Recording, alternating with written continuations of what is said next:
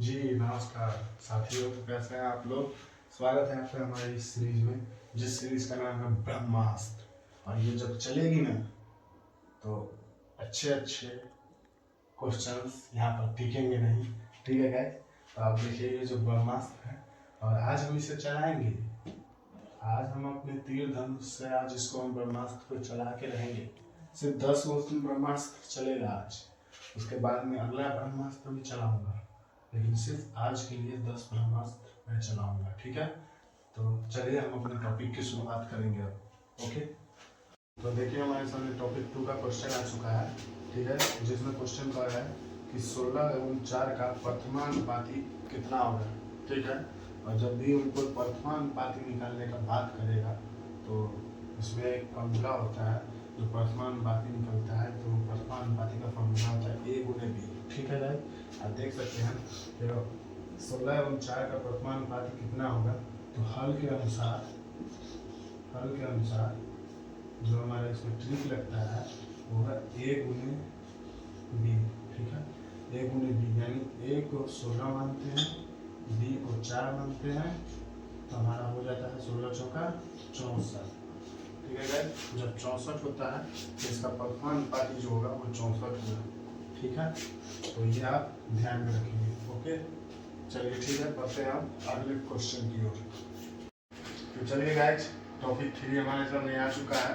ठीक है, इसमें पूछ रहा है कि 16 एवं 4 का मध्यानुपाती क्या होगा। ठीक है, और मध्यानुपाती का सूत्र होता है √A गुने B।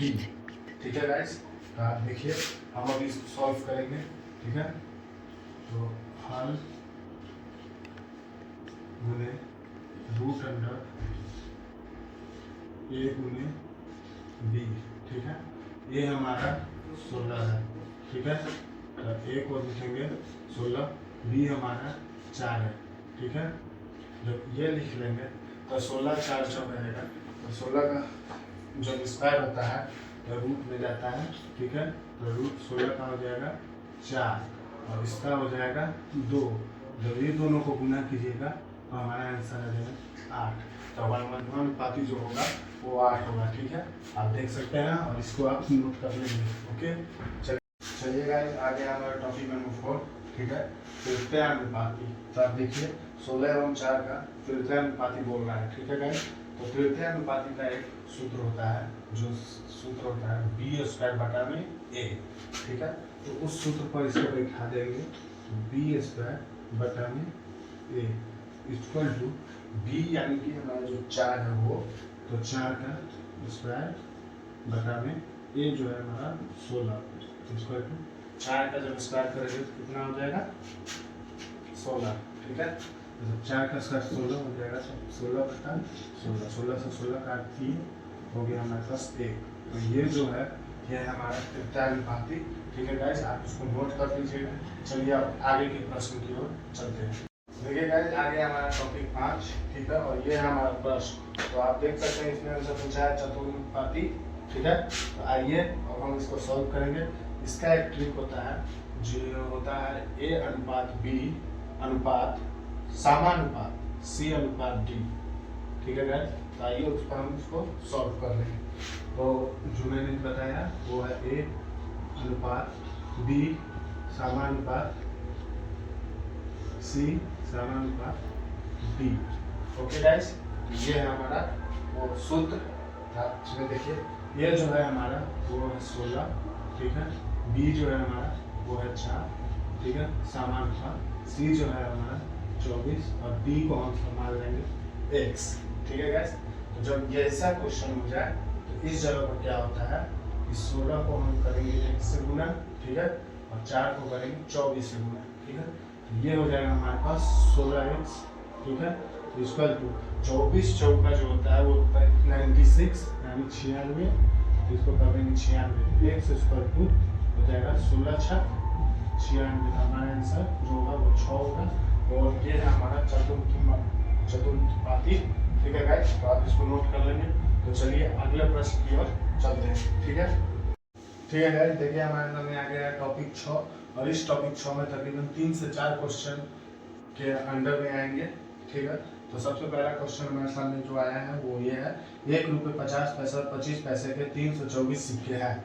यदि सिक्के 3:4:2 के अनुपात में है तो 25 पैसे के सिक्के की संख्या ज्ञात करनी है। ठीक है, तो सबसे पहले हमें किसकी संख्या ज्ञात करनी है, 25 पैसे की संख्या ज्ञात करनी है। ठीक है, तो हम यहाँ पर लिख देंगे 25 पैसा इक्वल टू, हमारे पास सिक्कों की संख्या जो है वो है 324। ठीक है, तो हम यहाँ पर लिख देंगे 324 बटा में।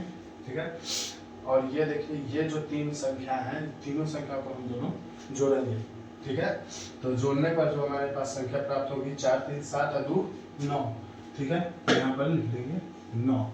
और आप ध्यान से देखिएगा कि ये जो 1 रुपया है वो तीन में आता है। ठीक है, और जो ये 50 पैसा है ये 4 से होगा, और जो ये 2 पैसा है ये 25 पैसे के सिक्के पर होगा। ठीक है, तो आप देखिएगा कि ये जो 2 है इसको हम सब गुना कर देंगे 2 से, क्योंकि हमें निकालना है 25 पैसों की संख्या। ठीक है, तो जब इसको हम सब काटेंगे तो 9 तिया 36। ठीक है, 9 तिया 36,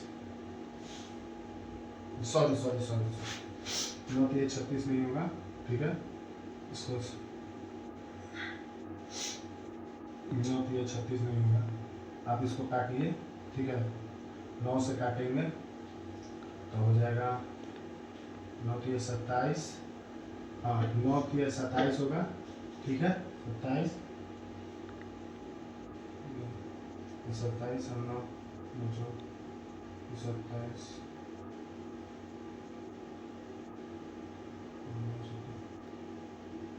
9 तिया 27 हो जाएगा।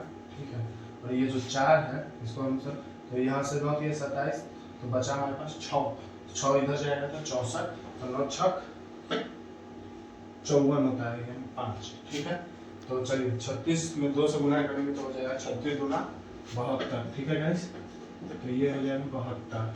तो हमारे पास जो संख्या प्राप्त हुआ वो 25 पैसों की संख्या जो होगी वो 72 होगी। ठीक है गाइस, आप इसको नोट करेंगे और आप इसको ध्यान से भी देखिए। ठीक है गाइस, काटने में दिक्कत हो रहा है मुझे, इसीलिए आप देखिएगा। ठीक है, चलिए अगले प्रश्न की ओर बढ़ेंगे।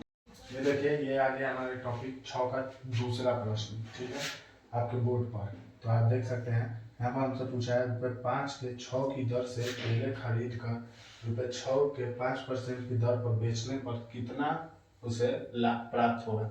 ठीक है गाइस, तो आइए इस क्वेश्चन को हम सब सॉल्व करते हैं, देखते हैं। ठीक है, तो हल हमसे पूछा क्या है कि 5 रुपये के 6 की दर से। ठीक है, तो 5:6, फिर क्या पूछा है, खरीद कर 6 के 5% की दर से, यानी कि समानुपात। ठीक है, 6 का 6:5। ठीक है गाइस, अभी देखिए अभी हाल ही में मैंने इस पर एक क्वेश्चन किया था आपसे। ठीक है, तो आप देख सकते हैं इसको मैंने जब इससे गुना करूंगा तो हो जाएगा मेरे पास 25। ठीक है गाइस, इक्वल टू, जब इससे गुना करूंगा तो हो जाएगा मेरे पास 36। जब 25 और 36 के बीच का अंतर कीजिएगा तो हमारे पास क्या प्राप्त होगा, 11। ठीक है, तो इसको हम सब लिखेंगे 11। ठीक, तो आइए अगला, जब 11 आ गया मेरे पास तो 11 गुने क्या कर रहा है, परसेंट में है, यानी कि हमको प्रतिशत में लाभ प्राप्त करना, तो हो जाएगा क्या, 11 गुने 100 बटा में हमारे पास क्या पहले प्राप्त हुआ था 25, तो हम यहाँ पर लिख देंगे 25। ठीक है, 25 से 25 चौका 100 और 11 चौक 44% का हमें लाभ प्राप्त हो। ठीक है, तो आप देख सकते हैं, इस क्वेश्चन को देख लीजिएगा, अच्छे से नोट कर लीजिएगा, और ये हर एग्जाम के लिए इम्पोर्टेंट क्वेश्चंस है और ये हमेशा एग्जाम में आते हैं। तो चलिए गाइस अगले टॉपिक की तरफ चलते हैं, इसमें सिर्फ 2 क्वेश्चंस थे, और चलिए अब आगे की ओर। चलिए गाइस आगे हमारा टॉपिक 7, जो हमारा क्वेश्चन है वो बोर्ड पर है, देख सकते हैं। तो गाइस क्वेश्चन कह रहा है कि 2 संख्या तीसरी संख्या से क्रमशः 30% और 37% कम है, तो दूसरी संख्या पहली संख्या से कितना कम है। ठीक है, तो आइए इस क्वेश्चन को हम सॉल्व करते हैं। ठीक है, तो हमने जो होगा इसको पहले A, B और C लिखेंगे। ठीक है। तो हम c को मानेंगे 100, ठीक है गाइज, हम c को मानेंगे 100%, ठीक 100।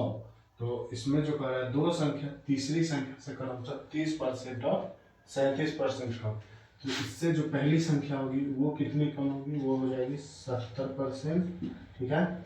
और ये b जो हो जाएगी वो हो जाएगी 63%, ठीक है गाइस, ओके। आप देखिए 70 में 63 का जो अंतर होगा वो हमारा 7 का अंतर होगा, ठीक है। जब हमें 7 का अंतर होता है, ठीक है, तो आप देख सकते हैं कि इसमें जो होगा वो हो जाएगा हमारी कमी, ओके। तो आप देखिए कमी जो होगा वो कमी परसेंटेज जो होगा वो हो जाएगा 7 गुने 100 बटा में, ये जो हमारा 70% है वो आ जाएगा बटा में 70, ठीक है। 7 से 7 10 10 100 इक्वल टू 10% कम है, ठीक है गाइस। आप इस क्वेश्चन को नोट कर लेंगे, ये क्वेश्चन आदि में सीरियल के एग्जाम में पूछा गया क्वेश्चन है। और इस क्वेश्चन में बिहार पुलिस अभी 2025 में जो 21,000 कुछ पद का जो बहाली आया था उसमें है। तो आइए अब इससे अगले टॉपिक की ओर चलते हैं, ओके। तो गाइज हमारे सामने टॉपिक 8 आ चुका है, देख सकते हैं। और ये रहा हमारा क्वेश्चन। अब देखिए ये क्वेश्चन जो है वो कह रहा है कि किसी नगर की जनसंख्या 18,000 है, यदि 10% वार्षिक दर से वृद्धि हो रही है तो 2 वर्ष बाद जनसंख्या कितनी हो जाएगी, ठीक है। तो ये हमारा क्वेश्चन है और इसका आप सोल्यूशन करेंगे, ठीक है गाइज।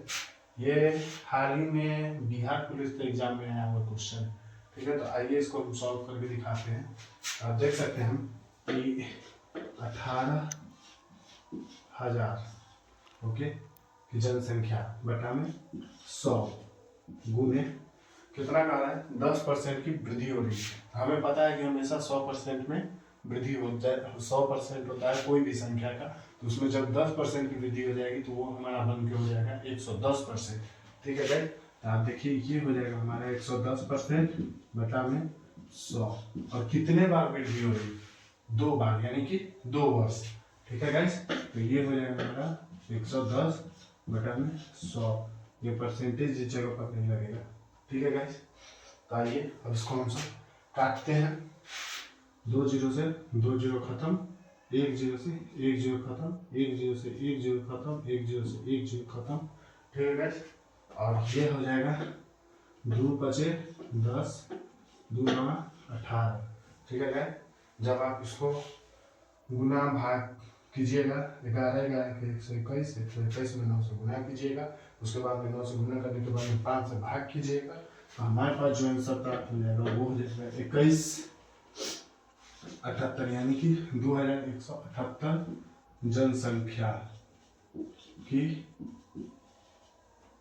जनसंख्या हो जाएगी, ठीक है,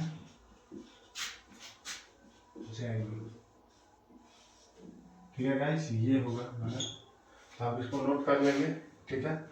और चलिए अगले क्वेश्चन की ओर चलते हैं। बस एक और क्वेश्चन होगा, ये 8वां था, 9वां और एक 10वां टॉपिक होगा, ओके गाइस। देखिए ये आ गया हमारा टॉपिक 9, ठीक है। हमारा क्वेश्चन टॉपिक 9 आ चुका है, तो आप देख सकते हैं। और ये रहा हमारा क्वेश्चन, ओके। तो इस क्वेश्चन को हम बहुत ही इजीली से सॉल्व करेंगे, बहुत ही हल्का क्वेश्चन है ये, ठीक है। और ये हर एग्जाम में आता है, ये बात याद रखिएगा कि कोई भी ऐसा एग्जाम नहीं है जिसमें क्वेश्चन न मिलता हो, लेकिन बच्चे इसे बना ही नहीं पाते, छोड़ देते हैं।